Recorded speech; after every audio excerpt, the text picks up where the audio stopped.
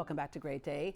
April is Autism Acceptance Month. Oftentimes when a child is diagnosed with various health concerns, mama is the one who handles things and dads can feel left relegated to the sidelines. Dr. Jonathan Chisholm co-founded the Autism Dads Social Club. The goal was to create a space for fathers raising children on the autism spectrum to know they're not alone in this journey. Dr. Chisholm joins us with one of the dads in the group, John Notice. Good morning. Good morning. All right. You know, there's a lot about autism we know today that we didn't know before, but there's still a lot of mystery behind it. But in general, what is autism defined as? Autism is a neurodevelopmental disorder. One of the things about autism, it is so many different things. The spectrum is wide and diverse. There are some commonalities, such as repetitive behaviors. A lot of kids are nonverbal, but basically neurodevelopmental challenges and sensory challenges as well. And one of the things that makes it kind of mysterious is that it doesn't present itself usually until a little later, right? You know, child's born, you go, okay, got the 10 toes, 10 fingers, we're all good, right? And then even they start to develop normally. And then all of a sudden you start noticing some differences. All right, Dr. Chisholm, with your son diagnosed at 2 years old, but started presenting some things before? Yeah, primarily he was our firstborn child, so we wasn't familiar with anything. Yeah, none of us are, right? Right. And so it was completely new, but the speech delay was the main thing. Our pediatrician asked, okay, well, how many words has he spoken? And she recommended that we get him tested, and then we received the news. And the good thing about that, she recommended that quite early, because I know there are other doctors who'll say, okay, well, some kids, you know, start speaking a little bit later, but that in itself doesn't mean that your child may be autistic, but that is one of the things that gets people's attention. You did speech therapy and applied behavioral analysis therapy, one of the things that is so important in the beginning. But before we got to that point, what was it like for you to hear the word, we think your child is autistic? Because for a lot of us, you're right, we don't know a lot about just raising a child, period, let alone things like this. Yeah, it was like being hit with a sledgehammer. Immediately, I began to question what the future would be like, right, in terms of my hopes and expectations for my son, being a varsity football player. I mean, I was looking forward to, you know, maybe he'll play football in college and you know, excel academically. I mean, what does it mean in terms of his prospects and hopes for the future? And then you push the reset button and you say, let me look at the child I have versus the child I thought I was going to get, right? And then it changes everything. Perspective changes everything, because the advancements they make and accomplishments they do become a different celebration, if you will. So Jay today, 13, 5'9", taller than anybody in the family except for you, right? Right? Exactly. So what things does he like to do today, and what things did you see him accomplish as you were going along that journey with him? Yeah, I mean, Jay is a fun, lovable kid. He really enjoys being outdoors. He loves to ride his bike, and that's one of our accomplishments. I felt so proud teaching him to ride his bike, and so we do that often, riding our bike around the neighborhood at parks. And he loves baseball. Right now we're doing the Dream League and just being out with other kids. I mean, in some ways he loves his own space, but he does like to be around others, and we try to create those social opportunities. Exposure, right? All right, John, several times you've been the amen corner over here. You're like, that's right, yes, amen, yes. You have two sons on the spectrum, Tyler and Kyle. They're about a year apart in age, but Tyler's signs kind of presented themselves at around 15 months. What were you noticing? 15 months, so he was, like you were saying earlier, he was developing normally, and that word normal is kind of it's a weird word, but we'll say the average. Correct. He was developing, and about around the 15th month, which is when his brother was born, we realized he stopped speaking. And my wife tried to get him evaluated, but we were told because of his brother, like, he's looking for attention, that's why he stopped speaking. So we had a battle and almost took maybe another 15 months to finally get his diagnosis. Wow. And Yeah, when her you finally- persistence made it happen. Yeah. And it's funny because when I was thinking in my head, I thought, the same thing. I know when my brother was born, I remember I'm just going to do a full confession right here. I walked back when we were having dinner. He was sleeping, and I pinched him, and he started crying. And I told my parents, "You're looking at me like I'm evil." I told my parents, "He is a crybaby. You need to take him back. He obviously needs to go." But yeah, there is that kind of that jealousy with younger kids sometimes. But it obviously was much more than that. And Correct. you said your wife's persistence. That's one thing we want people to understand. If you know something is different, Yeah. if you know something may be more serious, then be proactive on that. All right. At first, when you hear, we think your child may be autistic or was diagnosed as autistic, that's hard to hear. How did you metabolize that?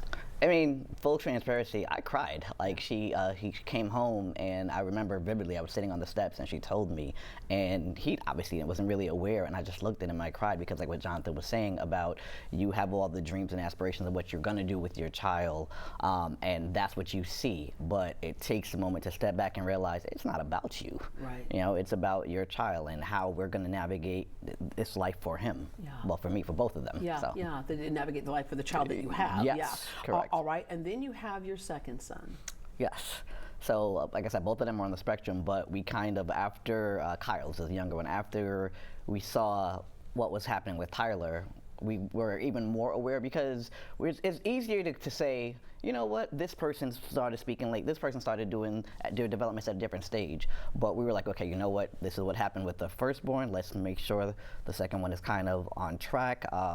We got basically their diagnosis around the same time, but he had similar symptoms as well. He wasn't speaking. He didn't speak at all. At least my oldest, he started speaking and then stopped, Right. where Kyle never spoke. Yeah. So that was just like, ooh. Yeah, so early intervention, what are they like today? We saw these beautiful pictures. Kyle, I tell everybody, like, yes, early intervention. For us, we've been blessed with their ABA centers. Intricate Peaches has been great for them because Kyle started reading. He started reading very early. He likes to be outdoors, active, running around. Tyler's more subdued. He will be in the corner, either with his tablet, with a book, just kind of being cozied up. Yeah. But they both like altitude, active things. So that's good. And they can do all that stuff at home. What you have to negotiate is what happens when they're out and among other people. Like I've told you before, and I'm not making a comparison, I'm just saying I understand this feeling. My son is extreme ADHD, and when he was little, it would just be like, excuse me, ma'am, is that your son over there on the roof? Oh, get down, right? Whatever. But and so what we started doing as moms who had all the ADHD kids is that we'd have play dates together. Yes. So we wouldn't have to apologize or explain anything. Same thing with a lot of the kids who are autistic may have different behaviors or may have tantrums or bigger outbursts that are unexpected and things like that, but you don't have to explain it when they're together, when other parents also understand this. Exactly, yeah. So a lot of our kids, the behavior is called stems, Yeah. right? They may flap their hands or run in circles, but amongst each other, it's accepted. Yeah. We love our kids, we embrace them, and that's the beauty of forming this autism community, Yeah, is that we can just be ourselves and allow our kids to do the same. My son is a behavioral tech at the Monarch School right now, and he says, it's funny, Mom, when you enter their world, he goes, I'm the one who's not normal, Yes. right? Yeah. He goes, Right, and so he right. goes, like, I feel like I should start stimming right now because they're like looking at, why are you not doing this, right? So again, perspective. When you formed this social club, you weren't sure how many people would come into it, but you knew something had to be done. Take us through the beginning. Yeah. So we started with a couple of dads, and we just were determined to be consistent with meeting together. And gradually, more people have come into the fold. And what we're excited about is just living our best life, one day at a time with our kids. And Yeah. so last weekend, we went and shot pool at one of the local pool halls, and we had a great time just bonding together as fathers. And we try to do that consistently, and then we give each other an opportunity to serve the autism community And sharing to why find it's meaning. important to have this for dads. I mentioned earlier in the introduction, this is probably a stereotype, but usually that the mom goes in and takes charge, and dads are like, kind of just let me know when you want me to jump in and what you want me to do. But this has allowed you to be able to be more involved as well, but also validate your feelings. Correct. It gives us an opportunity because a lot of times as men, you don't, for whatever reason, you don't know where to stand, what to do, and it's just like, okay, who do I respond to? How do I respond to my significant other, the mother of their child? But in this space, we can freely speak without the thinking, trying to overthink, you know? We can just like, okay, well, this is what's going on with my child. This is going on in my situation. The good thing about the group is there's individuals with different age children, with boys, girls, young, old. So there's not an experience that someone hasn't had. Right. That we can all lean on each other. It's about community. And also getting information on resources, or how to Yes. handle certain situations. How do you deal with your child in a school, for example, right? There are certain rules and regulations that help safeguard that this child gets the best education. That doesn't not always followed. What do you do to follow up on things like Yes. that? So that's super important as well. But you kind of joined the group hesitantly at first, right? Most of us, if I speak for the group, most of us did the same thing, where we were told by our wives, girlfriends, significant others about the group, and it's like, and I should be a little bit better at it, being in mental health. But the concept of like, okay, bunch of men group, it's like group therapy. I don't want to do that. I do that during the week.